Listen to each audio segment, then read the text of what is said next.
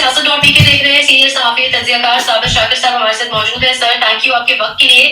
بہت سی خبریں لیکن آغاز کریں گے. ایک کیمپین شروع کی گئی سہیل آفریدی کے خلاف اور اس کا بھانڈا اس کے شروع ہونے سے پہلے ہی پھوٹ گیا. جن دو صحافیوں سے منسوخ کیا گیا وہ دونوں اب انکار کر رہے ہیں. تو یہ کیمپین بیسیکلی کہاں سے اس کا آغاز ہوا؟ دیکھیں, جب آپ مسلسل ہار رہے ہوں اور آپ کے پاس کوئی سالڈ بیانیہ نہ ہو اور بلا وجہ کی آپ پنگے لینا شروع کر دیں تو اس کا نتیجہ پھر یہی نکلتا ہے. اور سمپل سی بات ہے, نیو یارک میں ابھی الیکشن ہوا, زہران ممدانی جیت گئے اور الیکشن سے پہلے ان کی بھرپور مخالفت کی گئی, لیکن وہ نکل آئے اور جیتے اور نیو یارک نے ان کے حق میں ووٹ دیا.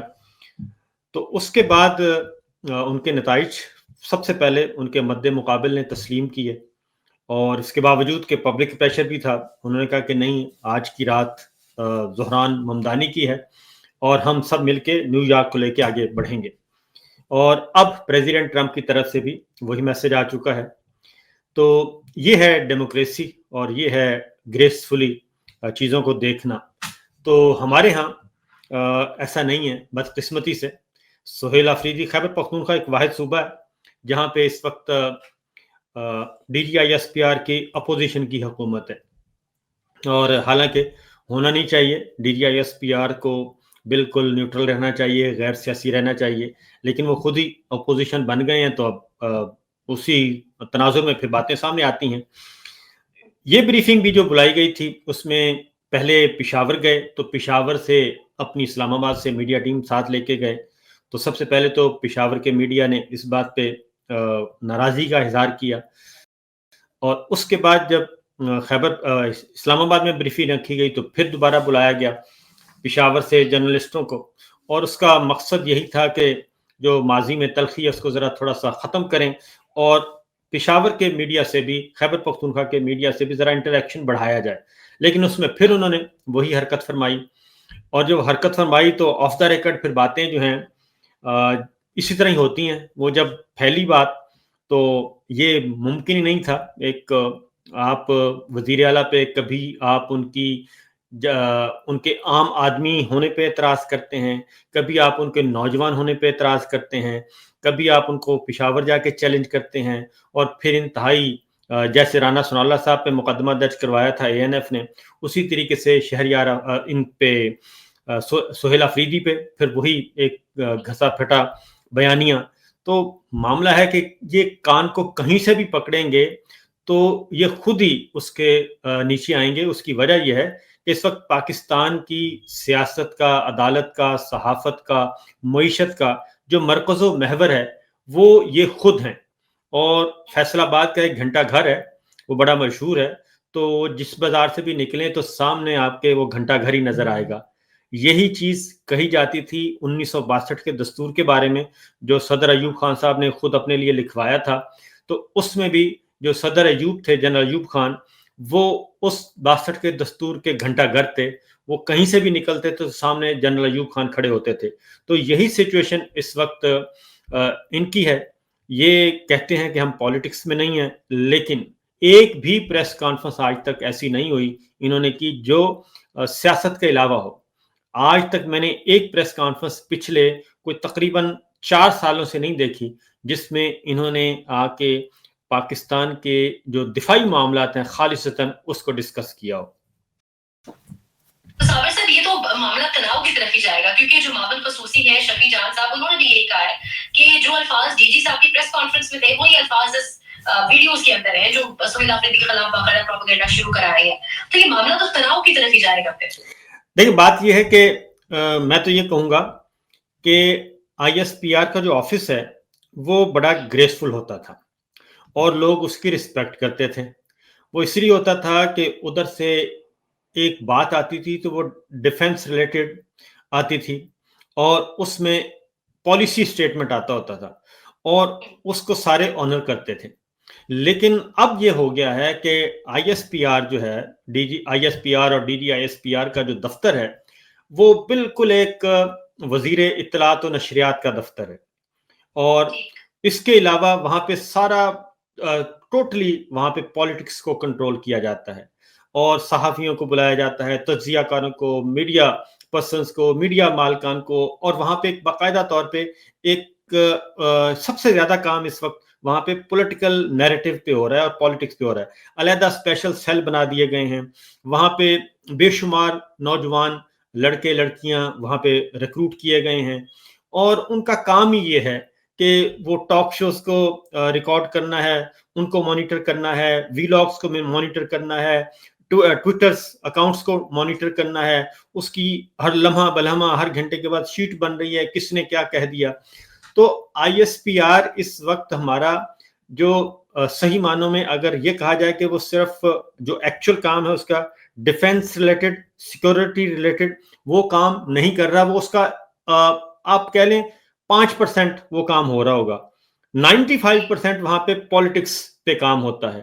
وہاں پہ کبھی آپ مریم اورنگزیب سے کبھی بات ہو رہی ہے, کبھی عطا سے ہو رہی ہے, کبھی M D P T V سے ہو رہی ہے, کبھی ریڈیو پاکستان سے ہو رہی ہے, کبھی اینکر, اس طریقے سے یہ ساری ایکٹیویٹیز ہو رہی ہیں. تو جب آپ نے آئی ایس پی آر کے آفس کو اتنا پولیٹیسائز کر دیا ہے اور اب اس کی وہ گریس نہیں رہی, تو اس میں پھر یہ ہے کہ موجودہ جو D G I S P R, ان کا الفاظوں کا چناؤ بھی ایسا ہوتا ہے, میں الفاظ نہیں بولنا چاہتا, لیکن وہ کوئی ہے نہیں, اس میں تہذیب بھی نہیں ہوتی.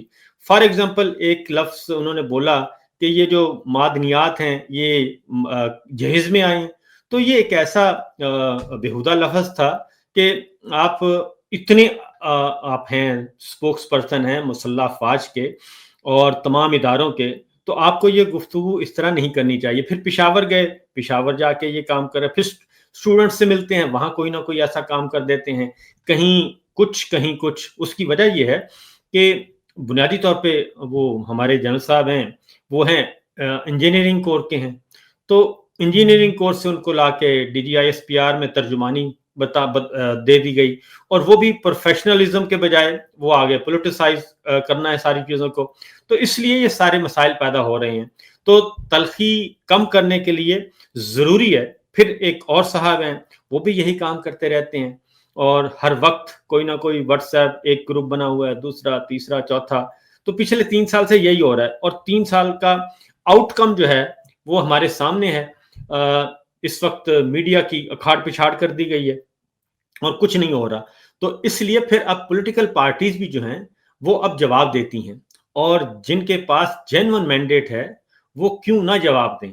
لہٰذا جب آپ آ جائیں گے پالیٹکس کریں گے نا آ کے, تو جب پالیٹکس کریں گے تو پھر اپوزیشن کے طور پہ آپ کسی جماعت کو آپ اپوزیشن کے طور پہ دیکھتے ہیں, تو پھر انہوں نے ظاہر ہے رسپونڈ کرنا ہے. تو اب وہی ہو رہا ہے.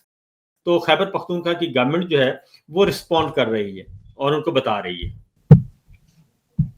گورنمنٹ رسپونڈ کری ہے سر, لیکن ساتھ ہی ملاقات بھی نہیں کرنے دی جا رہی. نومبر کا مہینہ ہم بار بار بات کر چکے ہیں, بڑا امپورٹنٹ ہے بہت سارے چیزوں کو لے کے. ساتھ ہی 27ویں ترمیم کا بھی ایک چیپٹر اوپن ہو گیا, اور وہ تو لگ رہا ہے کیا بھی کسی ایک شخصیت کے لیے جا رہا ہے, ایک مخصوص سیٹ بنانے کے لیے. بالکل ایسا ہی ہے, اور 2 شخصیات اس میں محو مرکز ہیں, اور ایک ہمارے فیلڈ مارشل ہیں اور دوسرے ہمارے حاجی امین صاحب ہیں. اور آپ یہ دیکھیں کہ 26ویں ترمیم کی ہیئرنگ چل رہی تھی, اور اس میں تمام آرگومنٹس آلموسٹ ہو چکے تھے, اور اس میں فل بینچ کی طرف معاملے کو ریفر کرنے کی طرف چیزیں چل رہی تھیں. اچانک حاجی امین صاحب نے کہا کہ اس کو ہم مؤخر کر دیتے ہیں 14 نومبر تک, اور یہ کہا گیا. تو 14 نومبر تک جب آپ 2 ہفتے کے لیے اچانک آپ کیس کو مؤخر کرتے ہیں, تو اس وقت وکلا بھی ایک دوسرے کی طرف دیکھ رہے تھے, لیکن حاجی امین صاحب کے پاس سارے کا سارا یہ اسکرپٹ موجود تھا, اور اسی لیے انہوں نے کہا کہ جو سکم 26ویں ترمیم میں رہ گئے ہیں اور جو سوالات اٹھائے جا رہے ہیں, تو بہتر ہے کہ 27ویں ترمیم میں اس کو کور کر لیں گے ہم, تو یہ سارا قضیہ ہی ختم کر دیں گے 26ویں ترمیم کا. تو اس لیے انہوں نے وہ 2 ہفتے کے لیے مؤخر کیا تھا. اب آپ ذرا اس کو ٹیلی کر لیں, اس کے بعد 27ویں ترمیم آ جاتی ہے, بلاول بھٹو ٹویٹ کرتے ہیں, تو اب اس کے اکارڈنگلی 27ویں ترمیم منظور کرنے کے لیے بات کی جا رہی ہے, کیونکہ 30 نومبر کو حاجی امین صاحب نے ریٹائر ہونا ہے. اس سے پہلے حاجی امین صاحب کو آئینی عدالت کا سربراہ بنایا جانا مقصود ہے. وہ اس لیے کہ ان سے اچھا کوئی سرو کر نہیں سکتا مخصوص نشستوں کا کیس ہے, بلے کا کیس ہے, اور اسی طریقے سے 90 دن کے اندر الیکشن نہ کروانے کا معاملہ ہے. تو وہ ایک ایکسٹریم پہ حاجی امین صاحب گئے ہوئے ہیں, اور ان سے بہتر سرو کوئی اور کر نہیں سکتا اس ہائیبرڈ نظام کو. لہٰذا یہ سارے کے سارے کام ان کے لیے کیے جا رہے ہیں. دوسرا فیلڈ مارشل ہمارے ہیں, اور فیلڈ مارشل کو بھی چاہیے اپنے آپ کو لیگل کور چاہیے, اور لیگل کور کے لیے وہ چاہتے ہیں کہ سب تمام مسلح افواج ان کی زیر کنٹرول آ جائیں. یہ چل رہا ہے. صابر صاحب, مولانا فضل الرحمان کہہ رہے ہیں کہ پچھلی ترمیم باجوہ نے کروائی تھی اور یہ ترمیم بھی کوئی کروا رہا ہے. مولانا کے سٹیٹمنٹس تو ایسے آتے ہیں, دین ایمان اگین بڑی بات ہو جائے گی, لیکن ان کا کوئی نہیں ہے, اینڈ پہ ووٹ بھی ڈال دیتے ہیں. پر یہ جو ترمیم والا ساری کہانی ہے, اس کے بعد یہ بھی خبر ایک اور سوال لے لیجیے گا, کہا جا رہا ہے پیپلز پارٹی کے خلاف کوئی گھیرا تنگ ہو جائے گا, تو اس کے بعد کیا ہوگا؟ دیکھیں, اس کے بعد اگر یہ ترمیم ہو گئی, اور یہ ترمیم ساری کی ساری تیار ہوئی ہے جیک برانچ میں, پہلے بھی جیک برانچ میں تیار ہوئی تھی, ابھی بھی جیک برانچ میں ہیڈ کوارٹر میں تیار ہوئی ہے راول پنڈی میں, اور وہیں پہ آئینی اور قانونی ماہرین کو بلایا جاتا رہا. اس میں ریٹائرڈ چیف جسٹس صاحبان ایک تو ہیں, وہ بھی استعمال ہوئے, اور اس کو بھلے وقتوں میں جتنے بھی آپ کہہ لیں کہ ایول جینیس جو ہیں, یہ ان کی ذہنی اختراع ہے. جب بھی آئین کو آپ نے سبوٹاج کرنا ہے تو ایول جینیس جو ہیں ان کو بلایا جاتا ہے.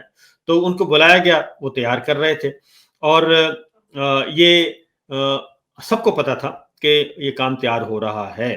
اس کی ریزن بالکل بنیادی ہے کہ آرمی چیف کی جو اپوائنٹمنٹ ہے وہ از خود اپنی بنیاد میں ایک متنازع اپوائنٹمنٹ ہے, اور ان کو ہر صورت میں تحفظ چاہیے. اس لیے یہ ہونا ہی تھا, کیونکہ نوٹیفیکیشن کے بارے میں کہا گیا. ہم بار بار کر چکے ہیں بات یہ کہ 25 نومبر 2022 کو جنرل عاصم منیر صاحب ریٹائر ہو چکے تھے, اور 29 نومبر کو نئے آرمی چیف نے حلف لینا تھا, عہدہ سنبھالنا تھا.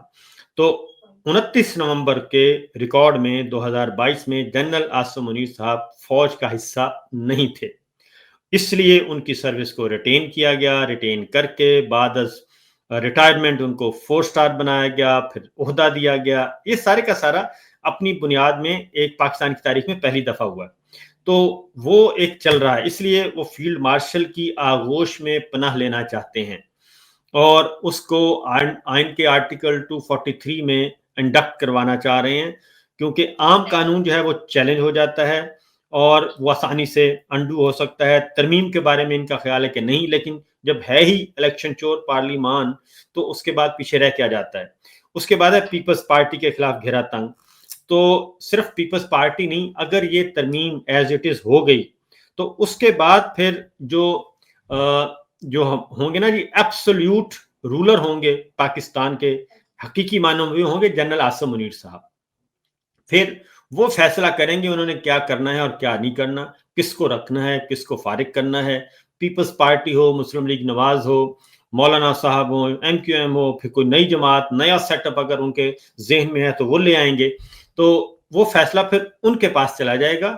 27ویں ترمیم اگر ایز اٹ از پاس ہو گئی تو جو ہمارے پاس معلومات ہیں, یعنی آپ کہنا چاہ رہے ہیں اس کے بعد ہم چہروں کی تبدیلی بھی دیکھ سکتے ہیں, چہرے بھی تبدیل ہو جائیں گے, سسٹم تبدیل ہو جائے گا, پورے کا پورا سسٹم ڈھانچہ ہی تبدیل ہو جائے گا جو کچھ ہم دیکھ رہے ہیں. اور اس کے ادروائز بھی یہ صرف 27ویں ترمیم کا اور خاص طور پہ 243 کا جو تعلق ہے وہ صرف پاکستان کی اندرونی سیاست سے نہیں ہے. وہ جو ایک آپ نے لنچ کیا ہوا ہے, اس لنچ میں جو 3 تھے مینیوز, اور اس کا بھی آپ نے حساب دینا ہے. ان 3 کا بھی ابراہم اکارڈ ہے, نمبر 2 سی پیک ہے, اور نمبر 3 جو ہے وہ میرے ذہن سے نکل گیا. تو یہ 3 پوائنٹس ہیں جو کہ آپ نے یہ کہا جی, غزہ امن فورس جو ہے, یہ 3 پوائنٹ آپ نے کرنے ہیں, ان کی ڈیمانڈ پوری کرنی ہے. اور اسی لیے یہ 28 نومبر سے پہلے یہ امینڈمنٹ منظور کروانا ضروری ہے, اور کسی بھی صورت میں. ادروائز تو یہ آ سکتی تھی, دسمبر میں بھی آ سکتی تھی, جنوری میں بھی آ سکتی تھی, اور کچھ پہلے بھی آ سکتی تھی, لیکن چونکہ وہ ساری کی چیزیں اب وہ آ جائیں, نیک ٹو نیک معاملہ ہو گیا, اور بہت کلوز پہنچ چکا ہے. اس لیے آپ نے ابراہیم اکارڈ کا مسئلہ ہے, غزہ میں فوج بھیجنے کا معاملہ ہے, اور سی پیک کو روکنے کا معاملہ ہے. یہ سارے معاملات کرنے ہیں تو اس کے لیے ایبسولوٹ پاورز چاہیے, ایبسولوٹ اتھارٹی چاہیے جنرل صاحب کو, تو وہ اس کے لیے حاصل کرنے کی کوشش کر رہے ہیں. مطلب یہ سب کچھ نومبر میں ہو رہا ہے, تو پھر یہ تو طے ہو گیا کہ عمران خان سے ملاقات سہیل آفریدی کی ٹیم سے. ملاقات, اچھا اس میں ہے ملاقات ہو نہ ہو اس سے کوئی فرق نہیں پڑتا, اور کیونکہ اصل مسئلہ یہ ہے کہ کیا پاکستان پیپلز پارٹی جو ہے اور باقی جو لوگ ہیں مولانا فضل الرحمان صاحب اینڈ کمپنی, کیا وہ بھی اس کے لیے تیار ہیں جو آئین کے ساتھ کیا جا رہا ہے اور جو سارا کچھ فیلڈ مارشل کے حوالے کیا جا رہا ہے, پریزیڈنسی کو غیر فعال کیا جا رہا ہے, کیونکہ صدر مملکت کا ایک عہدہ ہے, پارلیمان کے وہ سربراہ ہیں, ہیڈ آف دا اسٹیٹ ہیں, تو ان کی دسترس سے سب کچھ نکالا جا رہا ہے. وہ فوج کے سپریم کمانڈر نہیں رہیں گے, اداروں کے سپریم کمانڈر نہیں رہیں گے. تو پھر اس امینڈمنٹ کے بعد جو 243 کا معاملہ ہے, اس کے بعد جو جوائنٹ سٹاف ہیڈ کوارٹر جو ہے آپ کا, اس کو ڈس فنکشنل کر دیا جائے گا, اور فیلڈ مارشل کے نیچے ایک بالکل نئی اسٹیٹ جو ہے وہ کھڑی کی جائے گی. سر یہ مریم نواز کے ایڈوائزر کے حوالے سے کچھ باتیں چل رہی ہیں. شہزاد اکبر صاحب نے غالباً خبر دی ہے, انہوں نے کہا ہے کہ مریم نواز کو مشورے دینے والے سابق ڈی جی آئی صاحب ندیم انجم تھے, ابھی بھی ہیں. دیکھیں, ندیم انجم صاحب کو انہوں نے لارا لگایا ہوا تھا, اور خواجہ آصف صاحب کی سٹیٹمنٹس ریکارڈ پہ موجود ہیں کہ جب اپائنٹمنٹ ہونا تھی جنرل آصف منیر صاحب کی نئے آرمی چیف کی, یعنی کہ تو اس وقت خواجہ آصف صاحب یہ کہہ رہے تھے, ایک انہوں نے کہا کہ یہ اپوائنٹمنٹ کا اختیار آرمی چیف کو ہی دے دینا چاہیے, یعنی کہ جنرل باجوہ صاحب کو دے دیں, وہ جسے چاہیں آرمی چیف لگا لیں. پھر انہوں نے کہا تھا, ایک سٹیٹمنٹ ریکارڈ پہ ہے ٹی وی ٹاک شوز میں آ کے, کہ ضروری نہیں ہے کہ 3 کا پینل آئے, ہم 5ویں 6 اور 7ویں نمبر تک بھی جا سکتے ہیں. تو 7ویں نمبر تک کا مطلب تھا کہ جنرل ندیم انجم کو بھی انہوں نے لالی پاپ دیا ہوا تھا کہ ہم آپ کو ادھر تک لے جا سکتے ہیں, لیکن یہ طے شدہ تھا کہ جنرل آصف منیر صاحب کے ساتھ ان کے معاملات نواز شریف صاحب کے ساتھ بہت عرصہ پہلے سیٹ ہو گئے تھے, اس لیے ان کو یہ لالی پاپ دے رہے تھے.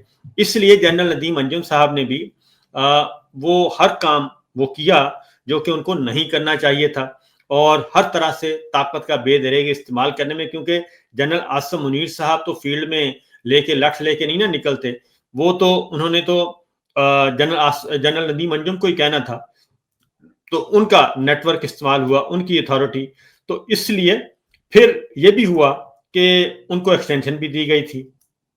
پھر اگلا ان کی ابھی ایکسٹینشن ختم نہیں ہوئی تھی, تو ان کو کہا گیا کہ آپ کو ہم سفیر بنا دیں گے امریکہ میں, وہاں پہ آپ کو ایڈجسٹ کر دیں گے. وہ بھی ابھی تک معاملہ وہیں کا وہیں ہے.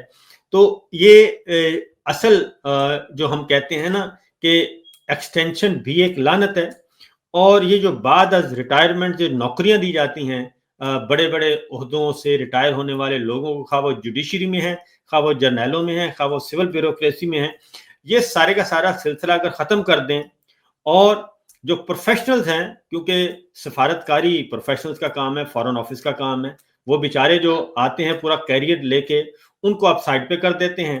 آپ نے سعودی عرب میں بھی, اور سعودی عرب, چائنا, یورپ اور امریکہ, یہاں کے جو سفیر ہیں ان کو آپ نے رکھا ہوتا ہے کہ نہیں یہاں پہ ہمارے بندے ہونے چاہیے.